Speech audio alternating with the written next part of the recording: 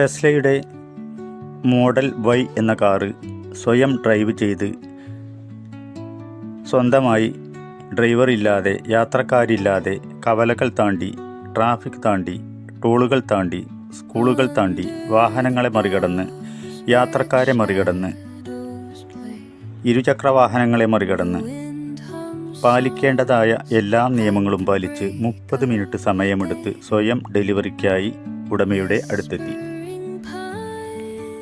ടെസ്ലയുടെ model Y എന്ന കാറാണ് ഇത്തരത്തിൽ ആദ്യമായി സ്വയം ഡെലിവറി ആയത്.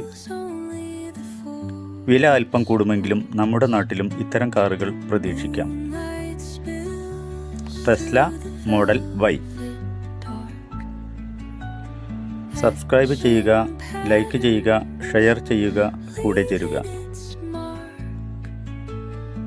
അഷിത് വ്ലോഗ്.